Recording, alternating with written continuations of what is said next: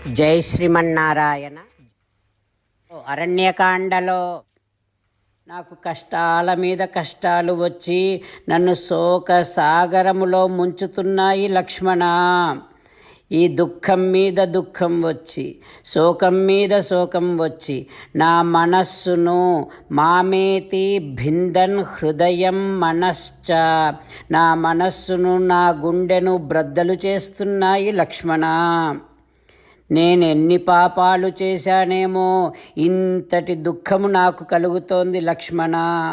నా దుఃఖానికంతటికీ నా పాపమే కారణము లక్ష్మణ. చూస్తూ ఉన్నావు కదా, నాకు రాజ్యం పోయింది లక్ష్మణ. స్వజనై వియోగ, నా వాళ్ళంతా దూరమయ్యారు లక్ష్మణ. పితు వినాశో, నాన్న నన్ను వదిలేసి వెళ్ళిపోయాడు లక్ష్మణ.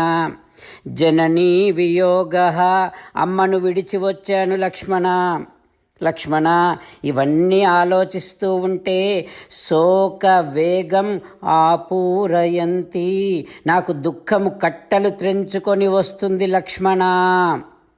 లక్ష్మణ, అడవుల్లోనికి వచ్చిన తర్వాత ఆ దుఃఖమంతా కొంత శమిస్తూ ఉండగానే మళ్ళీ సీతావియోగముతో కట్టెలు మండుతూ ఉంటే బాగా పైకి లేచిన అగ్ని ఏ రకంగా ఉంటుందో నా దుఃఖము కూడా అంత పైకి వస్తుంది లక్ష్మణ. లక్ష్మణ, నా సీత అంటే నాకు చాలా ఇష్టం. లోకమంతా నా సీతను చాలా గౌరవిస్తుంది, పూజిస్తుంది. అట్లాంటి నా సీతకు కొంచెం భయస్వభావము కూడా ఉంది లక్ష్మణ.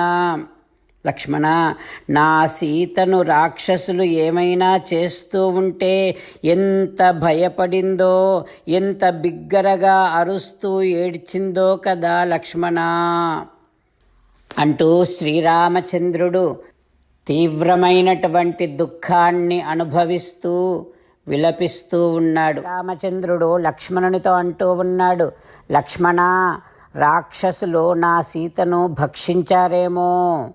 రాక్షసులు నా సీతను భక్షిస్తూ ఉంటే నా సీత నెత్తుటి మడుగులో పడిపోయిందేమో లక్ష్మణ.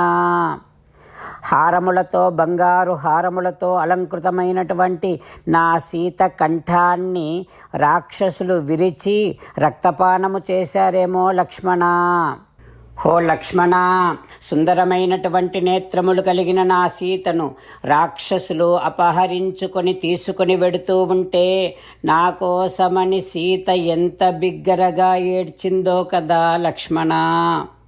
హో లక్ష్మణ, చూసావా, ఇదిగో ఈ రాయి, ఈ రాతి మీద సీత నాతో కలిసి కూర్చొని కాంతస్మిత జాతహాస, సుందరమైనటువంటి మందహాసము చేసేటటువంటి నా సీత నాతో కూర్చొని నీతో నవ్వుతూ ఎన్ని మాటలు మాట్లాడిందో నీకు జ్ఞాపకముందా లక్ష్మణ. హో లక్ష్మణ, నదులన్నింటిలో ఉత్తమమైనటువంటి గోదావరీయం సరితాం వరిష్ఠ, అన్ని నదులలో ఉత్తమమైన నది గోదావరి. ప్రియాయాం, ఆ గోదావరి నది అంటే సీతకు చాలా ఇష్టం, చాలా మక్కువ.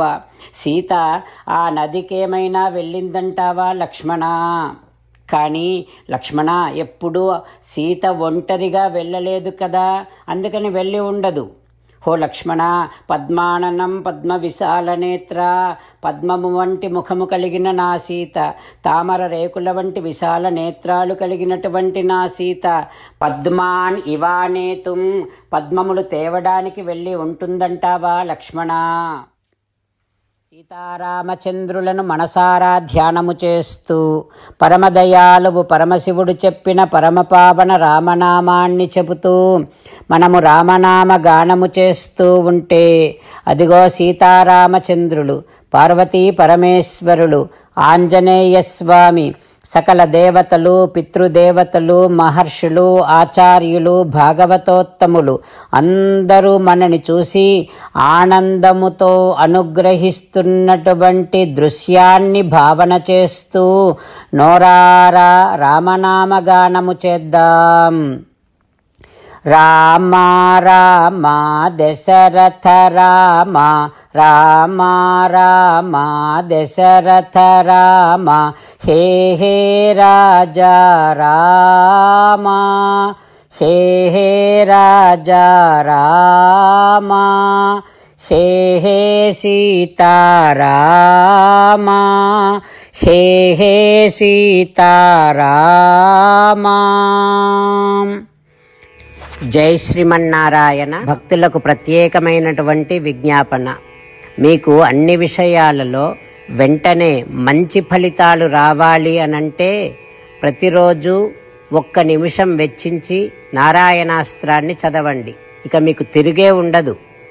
నారాయణాస్త్రాన్ని పొందడానికి మీరేం చేయాలంటే నారాయణాస్త్రం అనే వెబ్సైట్కి వెళ్ళి మీ పేరు మీ ఈమెయిల్ ఇస్తే మీ ఈమెయిల్కి నారాయణాస్త్రం PDF వస్తుంది.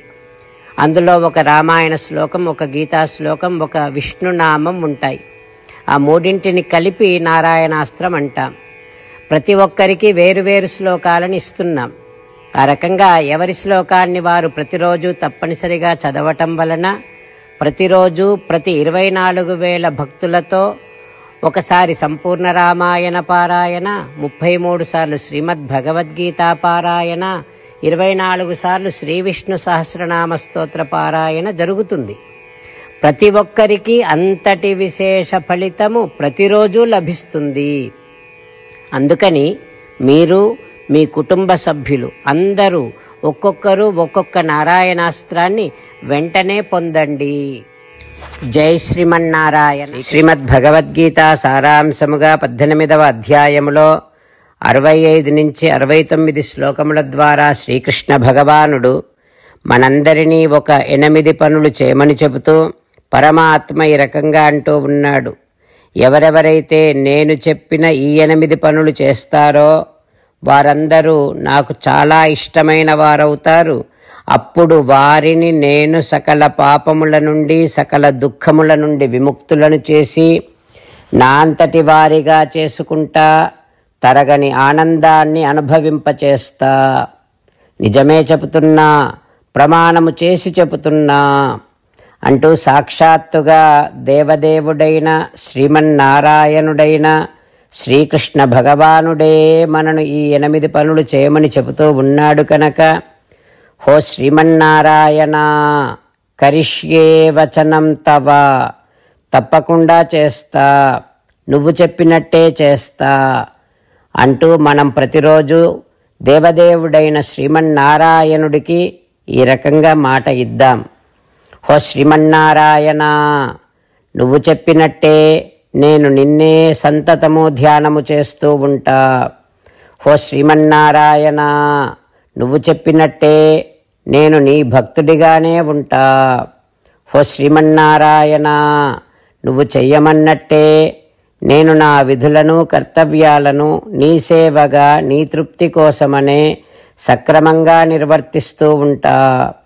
హో శ్రీమన్నారాయణ, నువ్వు చెప్పినట్టే నేను నీవాడిని అనే మహావిశ్వాసాన్ని సంతతము కలిగి ఉంటూ నా హృదయములో నీకే నమస్కరిస్తూ ఉంటా.